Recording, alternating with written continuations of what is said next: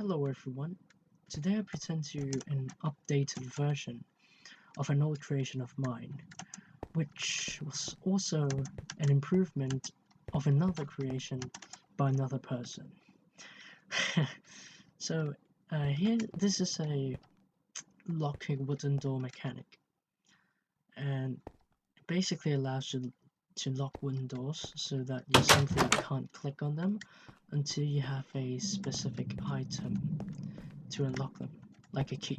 The original version, which gave me the whole idea of this, is the one by Recabilly. So you can check out his video and channel here.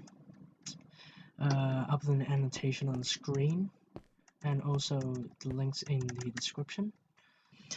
The main idea behind this is that we're using slimes to block the hitbox of the door. So as you can see, when I'm looking at this torch here, there's this black outline on the torch, right? That's the hitbox. So when the slime is in the door's place, its hitbox is just slightly bigger than the door, so that it actually takes priority over the door when you try to click on it. So when I tried to click on the door in a demonstration, I was actually just clicking on the slimes until I got the key, and then I was clicking on an armor stand. Right, I'll just explain that to you later. So, but this mechanic, it doesn't just let you lock wooden doors, it also allows you to lock chests, buttons, levers, what else?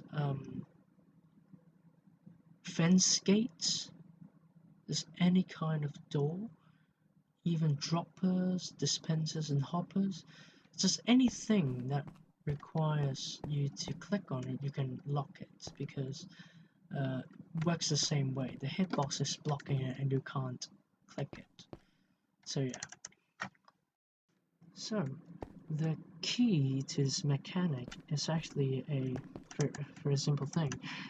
It's just a tag, a data tag for the armor stand. As you can see, this is the thing that locks our door. You see the two slimes that I talked about, they block the entire hitbox of the door. As you can see, there's an armor stand here. So let's take a look at these two commands. They're essentially the same, but the difference is this value. So this tag is called disabled slots, and you enter a value after it, and then it will accordingly lock some of the armor stand slots. So this value makes it so that only the hand part of the armor stand is usable. So as you can see, let's try to give it a piece of armor. Doesn't work. Another piece. Doesn't work. Only when we, give it something to hold with this hand does it work. Alright? And now let's look at this one. Now this value means you cannot place anything at all. Okay? So let's try giving it, again, a piece of armor. Doesn't work. Even a weapon. Ooh, where'd it go? Even a weapon doesn't work. So you just simply can't, interact with it much. Okay. So basically, when the door is locked, we're going to detect if the player is holding this item called the spare key. And then when the player is selecting this specific item and then close to this armor stand, it will change the value from this to this, meaning that when I'm holding the key and I get close to it, it will accept my key. But when I go to it, let's say with a command block, it doesn't accept the item, because these command blocks make it so that when I'm close to it but I'm not holding the spare key, it will change from this value to this value, so completely locking it and I can't place anything on it. Made it this way so that, say you're holding an item and you're trying to, open this locked door, and you just click on it, it won't take away your item. And that was a flaw in the last version, so I just fixed it like this, right? And this version is also resettable. In the last version, after you unlocked the door, simply just kills the armor stand and the slimes. But in this version, you can reset it using this item called lock. See, I clicked on it and it just pops right back in place. So now, as you can see, I can't close this door. Now, see, I can't close it. If I'm holding a spare key, then just click on it. Basically, the commands detect when the armor stand is holding the spare key, and it will teleport itself along with the 2 slimes downwards by 3 blocks, so removing the lock. So now the hitbox is restored and I can close the door, and then very easily you can reset it. So I say lock it again, and I can't open it unless I have the spare key, then it will teleport the thing downwards. So yeah, that's basically it. And one more thing is that, since 1.9, they made it so that even no AI mobs will fall down, will be affected by gravity and can be pushed around by others. It was a simple fix. In 1.10 we have the no gravity tag, so I just gave them that. And then I also assigned them to a special scoreboard team and then set their collision rule to never, so that nothing can collide with them physically. So I'm just passing through them right now, but the hitbox is still there, so still blocking the door. So yeah, that's basically the whole improvement here. I also added more options, since you now can very easily change your item of choice. You just look for the sign. There are 2 command blocks with this sign, a key name definition. This one and this one. So if you want to change your key item, let's say we have a tripwire hook right now. Let's say we want to change that to, let's say, a lever, right? And then we want to name it. Key instead of spare key. So you change that, you're gonna have to do the same thing in this command. So you do lever and then change the name to key. So now as soon as we have the spare key, right? Just lock the door first. The spare key does not work anymore because it's not the specified item. But if we get a lever and we rename it into key, very loud noises by the anvil, then we can unlock it. Boom. So yeah, I just made it much easier to, configure it for yourself. Also added the switch.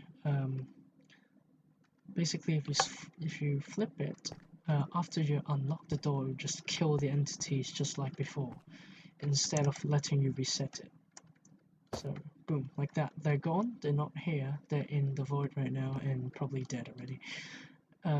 Only way to reset it is, of course, by resummoning the entities. So yeah, I prefer to have this off so that I can easily reset it. And then, of course, we have the switch. Basically, just makes them invisible, right? You can't see the lock. And then this is a lock indicator thing. When you flick this tag here indicates that this is a locked door. And when it's blue, it means that you're holding the right key. If it's red, then that means you can't open it. You don't have the right key. Okay. boom, like that. And after you unlock it, the whole thing will sink downwards, and you can see the name down there, which means the store is unlocked.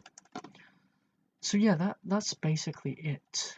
I'll just tell you how the armor stand is summoned, because it's very special. Now, since it has the rotation tag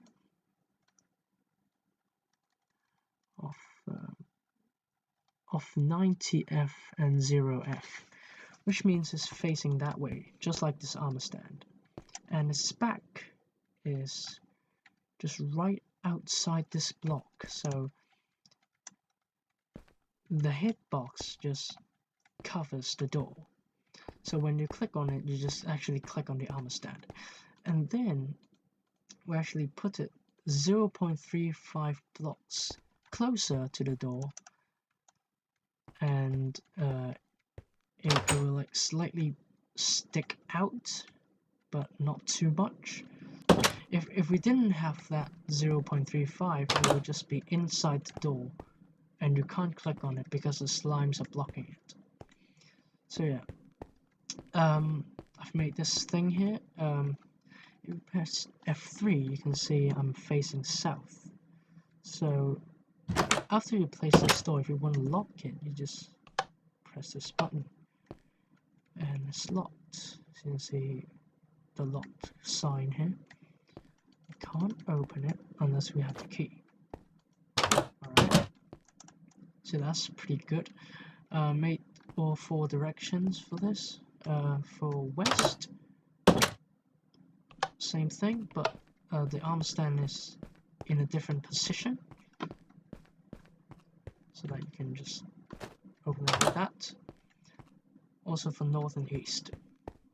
So yeah, I put everything here in what do you call it, a structure block, you know, that 1.10 thing. It's pretty cool. Just quickly tell how to set this up. After you import this into your world, you should see all 4 of these. So you just follow them to build your lock. It's very simple. And then you see these 2 columns of orange command blocks. See, it says, this one says remove. You don't have to mess with it. This one says add. Just click on this button, and it will add all the scope objectives and teams that are required. And then you flick both of these levers, and then you can configure it by yourself. And if you want it to stop working, if you want to get rid of it, just click this button, and it will remove all the scope objectives and teams, making the whole thing not functional anymore. So yeah, that's basically it. Thank you for watching. It has been a while, quite a while, since I've made Minecraft videos. Like, my soul has just been consumed by Overwatch. I don't know why.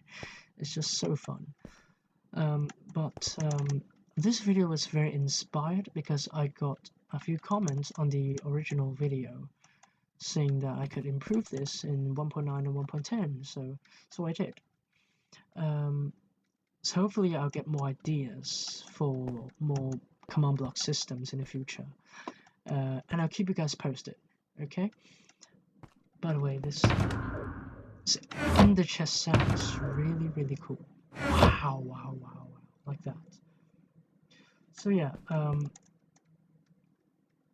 it's been fun. I'll see you guys next time. It's the end. When you actually click, you're just clicking on the slime. Even when you attack, you're just attacking the slime, which is invulnerable. You can't just kill it. So you need to have a spare key, and then you just click on the door, and boom, it's down there. Now you can open the door, you know, have the kick, summon a creeper, run for your life, stuff like that, you know. Where did it go? Huh. Did it just disappear? Oh my god.